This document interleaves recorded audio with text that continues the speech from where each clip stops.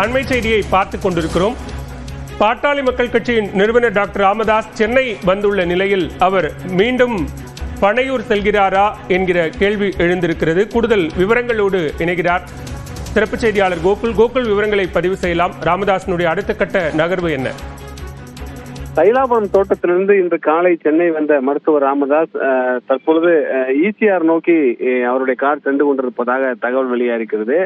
குறிப்பாக மருத்துவர் ராமதாஸ் மற்றும் அன்புமணி ராமதாஸ் இடையே கருத்து மோதல் நிலவி வரக்கூடிய நிலையில் அவரை சமாதானப்படுத்தக்கூடிய முயற்சியில, சமரசம் செய்யக்கூடிய முயற்சியில ஈடுபட்டிருக்காங்க. ஏற்கனவே தைலாபுரம் தோட்டத்தில் ஆடிட்டர் குருமூர்த்தி, சைதை துரைசாமி உள்ளிட்டோர் முதல்கட்ட பேச்சுவார்த்தையும், பின்னர் மருத்துவர் ராமதாஸ் கடந்த முறை சென்னை வந்த போது இரண்டாம் கட்ட பேச்சுவார்த்தையும் நடந்தது. அந்த பேச்சுவார்த்தை டிராவில் முடிந்திருப்பதாக மருத்துவர் ராமதாஸ் அப்போது தெரிவித்திருந்தார். இன்று சென்னை வந்திருக்கக்கூடிய மருத்துவர் ராமதாஸிடம் மூன்றாம் கட்டமாக பேச்சுவார்த்தை நடத்துவதற்கு திட்டமிட்டிருப்பதாக தெரிகிறது.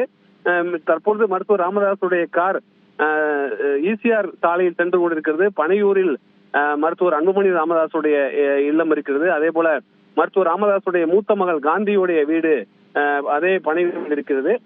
இது போன்ற இல்லத்தில், அதாவது மூத்த மகளுடைய இல்லத்துக்கு செல்கிறாரா, இல்ல வேறு யாராவது ஒரு இடத்தில் இருந்த ரகசியமான சந்திப்பானது வேறு யாரோடு நடைபெறுகிறதா என்ற ஒரு தகவலும் இருக்கிறது. சைதை துரைசாமி உள்ளிட்டோர் மருத்துவர் ராமதாஸை சந்தித்து பேசுவதற்கான வாய்ப்பு இருப்பதாகவும், மூன்றாம் கட்ட பேச்சுவார்த்தை நடைபெறுவதற்கான வாய்ப்பு இருப்பதாகவும் சொல்லப்படுகிறது.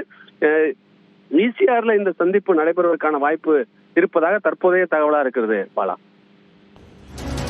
விவரங்களுக்கு நன்றி கோகுல்.